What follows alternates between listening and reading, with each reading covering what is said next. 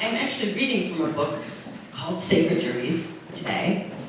Not where we came up with our name, but it's a book of daily prayer by Jan L. Richardson. What I'd like to read for you this morning is her prayer for the beginning of Advent. God of new creating, who beckons us to the dance of birthing and sustains us in our laboring, hear this prayer. From fear of the unknown, deliver me. From doubts of my creativity, deliver me. From ridicule by those around me, deliver me. From my excuses about my abilities, my age, my education, my looks, my status, deliver me. With your promise of companionship, comfort me. With your creative spirit, bless me. With your pledge of sustenance, strengthen me. With your embrace of all of me, heal me, and set me to motion. You who called me to life, that you may be born again in me, blessed be, in this and all seasons.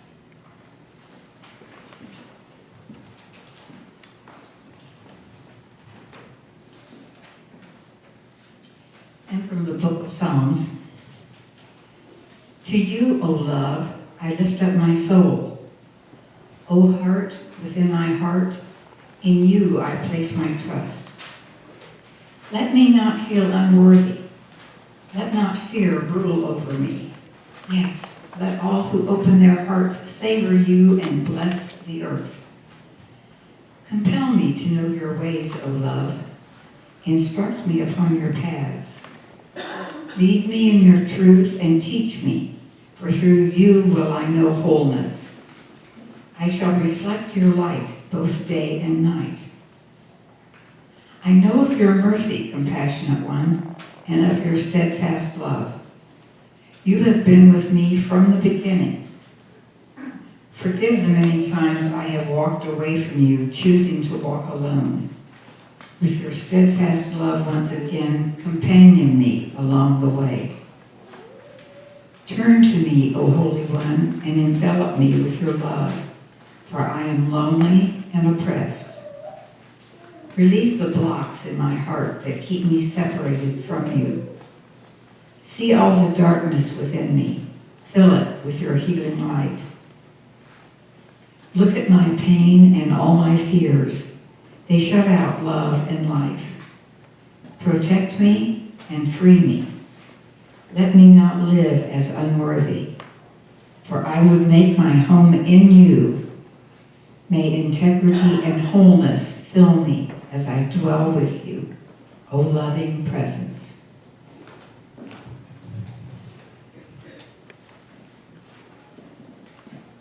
Would you pray with me?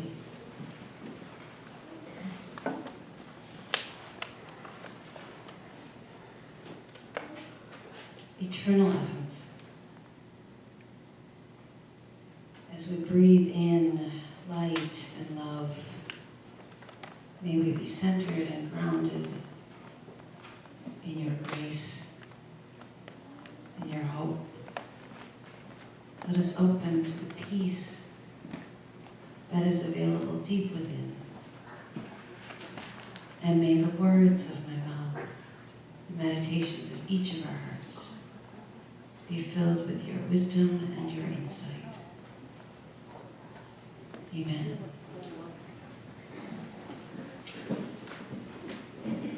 So I have a true confession. Last Christmas season, and this Christmas season, Julie and I basically binge watched Hallmark Christmas movies. I'm a complete sucker for a happy story, for a happy ending, for true love, for the Christmas that brings everybody together and opens the hearts of the Grinch and all of that good stuff. I'm totally there. The realist in me knows that not all Christmases are happy, and not all endings are happily ever after, and not all families are wonderful. And not all Scrooges and Grinches are reformable. And I'm sad about that, but I recognize that reality, and especially at this time of year.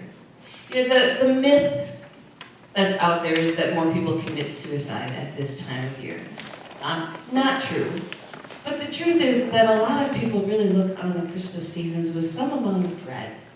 And perhaps each of us have, you know, some dread mixed in with the joy, or some moments that are less than wonderful. What's so difficult about this season? What does it bring up that we struggle with? Loss. Whether it's something that someone you just lost or someone you lost a long time ago. Sometimes it's not even a person that you're grieving. Maybe it's health or ability or a role you played in life. Broken relationships. Unrealistic expectations. Absolutely. The commercialism of it all.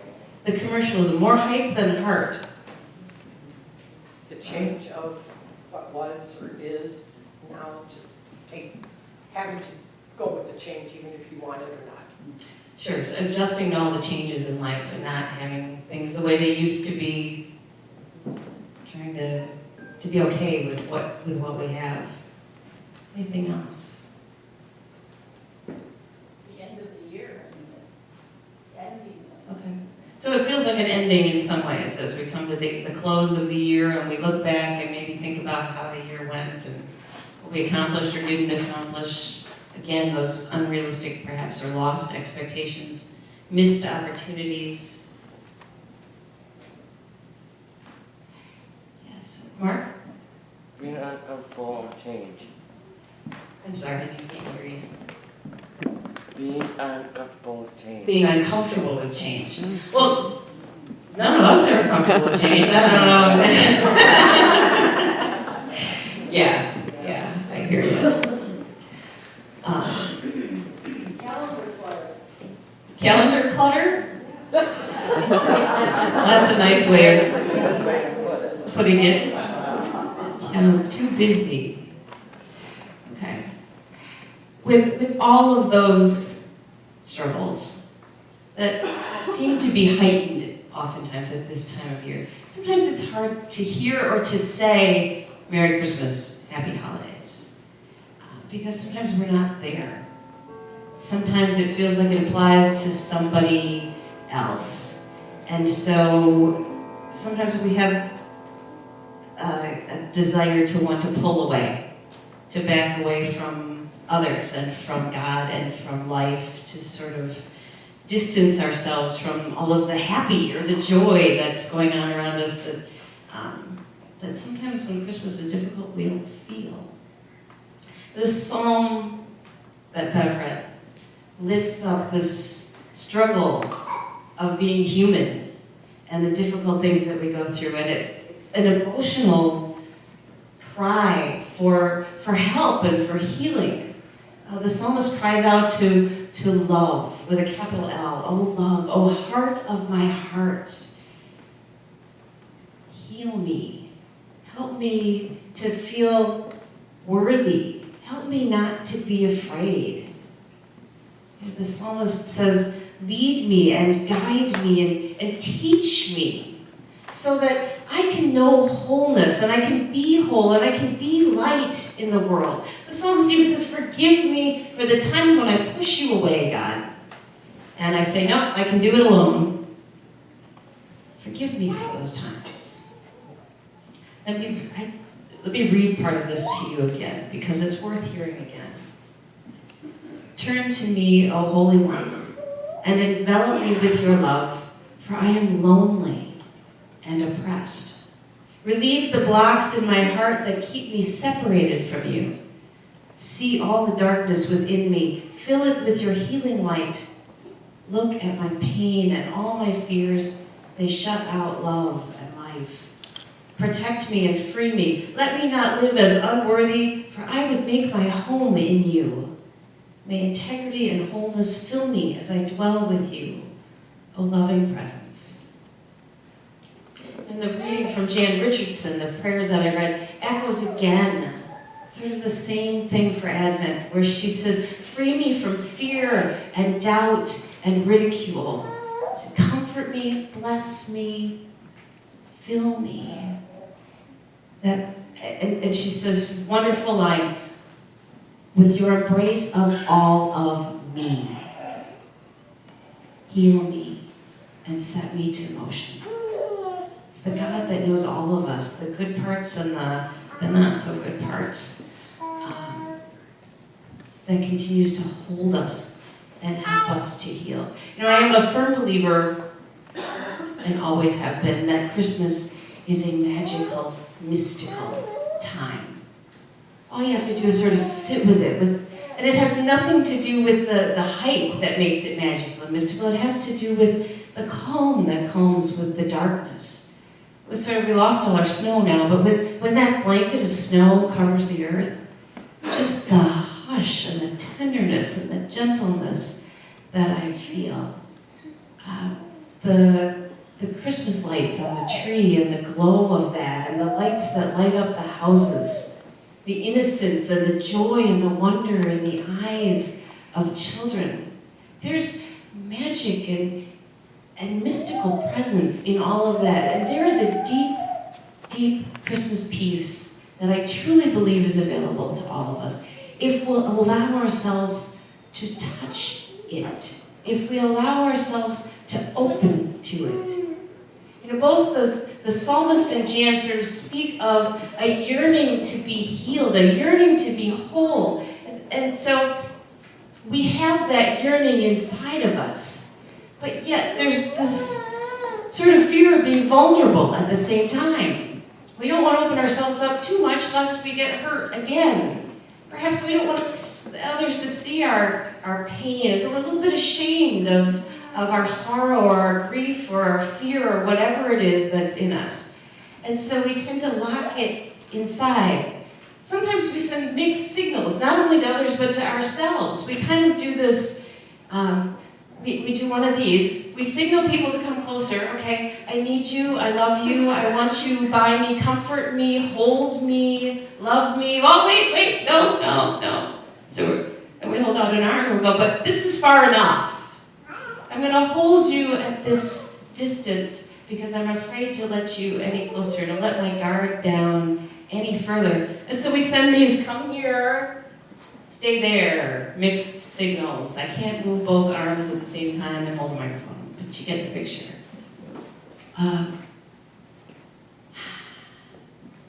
And yet, at this time perhaps especially, there is something about the world that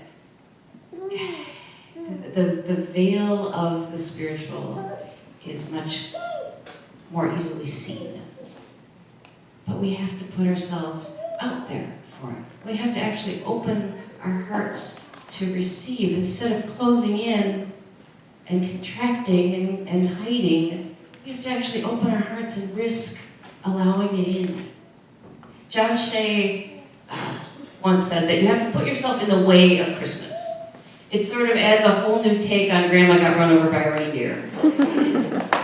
You have to put yourself in the way of Christmas. Get in its path and open up to it. Collide with it. Allow ourselves to connect with others and with the divine in order to know that peace and that healing. And I'm not expecting it to be perfect. I'm not saying it's going to make everything joyful and wonderful, but I do believe it's possible with that opening that those painful edges that we feel get softened a bit and worn down a little bit, and we can feel a little better.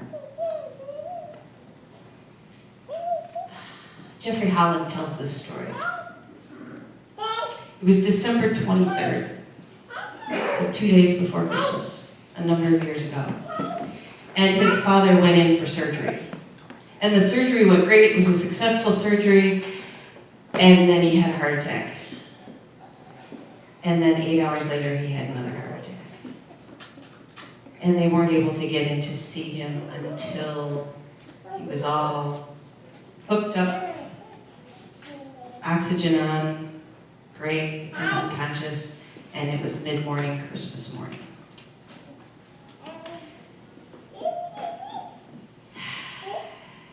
And sort of to nobody, Jeffrey was like, great, magnificent timing. And so he did what you do when you sit with someone in the hospital, and you sit with them and then you walk, and then you sit with them and you read, and then you look in on them and you walk some more. His father, by the way, didn't recover. And perhaps everybody knew that from the outset because the nurses were really great. And they allowed him access to his dad whenever he wanted. He could walk all the halls in the hospital. It was Christmas Eve. Nurses some of them had their Santa hats on. He said every nurse's station was decorated for Christmas, and he knows because he saw every single one of them in the entire hospital. And at some point, early in the morning when he was walking and feeling particularly sorry for himself, he said, you know, why does it have to be like this? Why does it have to be Christmas Eve?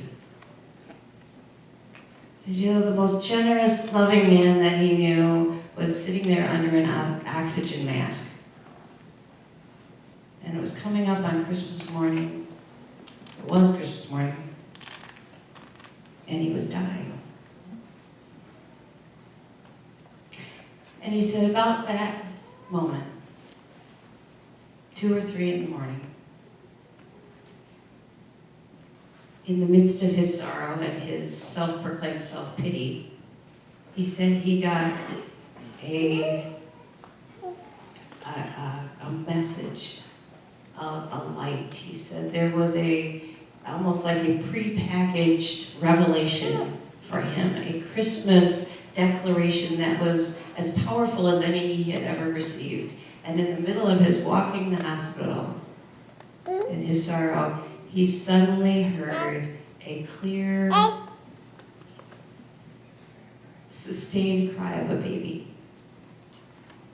And he said he had long since forgotten where he'd been walking in the hospital, but clearly he was near the maternity ward, and he heard this cry of a child, and it cut through all of his self-pity and all of his sorrow, and it woke him up in that moment. He said it was as if God had sent him a personal, penetrating wake-up call and was saying, Jeffrey, we cannot separate the birth in Bethlehem from the ministry and the message of the man he grew to be.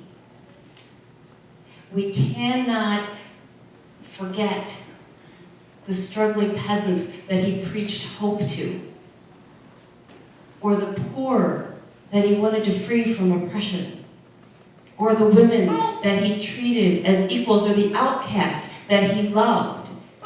The message was you can't separate the birth of a baby from the man who was rejected in his hometown and executed by the powers that be.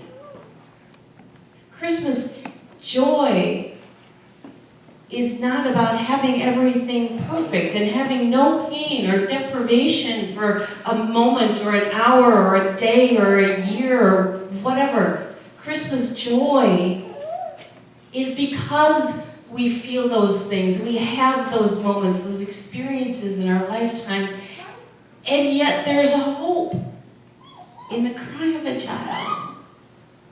That's what Christmas joy is about.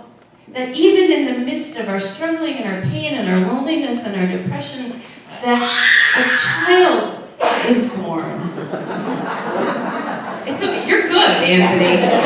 If you could get her to do that again in a moment when I cue you, we'll be all set.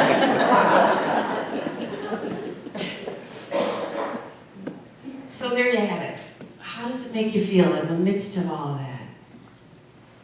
You know, you're brought back to the present. and to the fact that no matter what, there is new life and there is new birth and there is hope, and we are never alone.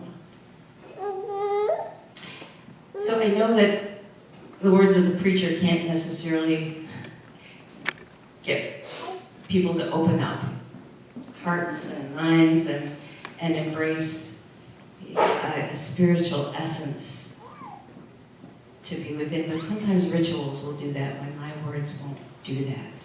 And so I have a few stations for us this morning. We did a little bit of this last year, and it seemed to be meaningful, and so I thought we would do it again. So the stations we have for you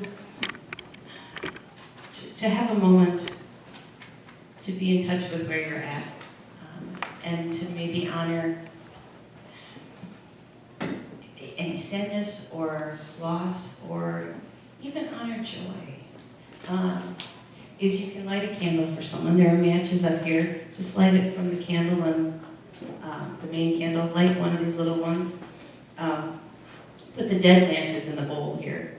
And then there are little glass hearts that are sitting on the table that you are each welcome to take one of, to remember, if you'd like, who or what you're lighting the candle for. And then in this station, there's a bowl of water. You each have a little piece of paper attached to your bulletin that I bet you've been wondering about. It is magical Christmas paper, because it will dissolve when you put it in the water and completely disappear. So if you would like, you are encouraged to write a word or a code word or a phrase. I've tested it though. It dissolves completely. Nobody's ever going to see your word. What burdens do you need to let go of? Or at least lighten up on a little bit. Maybe it's a person's name. Maybe it's a grief. Maybe it's an expectation. Maybe it's a fear or doubt. But if you don't have something to write with, there are some pens up here. There are also extra paper. If you need like 10 of them, can't fit things on your little piece of paper, there's more. So you're invited to just come up and put your paper in the water and let it dissolve and disappear. Sometimes the paper is magic. The paper disappears. It doesn't necessarily mean that whatever you're letting go of will magically disappear, but every time you think about that thing, you go, no, I let it go. Keep reminding yourself of the intent. Sometimes the intent is very important. And then I have oil that I brought back from Jerusalem that I will stand in the back, and if anybody would like a prayer, an anointing, a blessing, I will be there and available. So Sue is going to play for us, and you may move about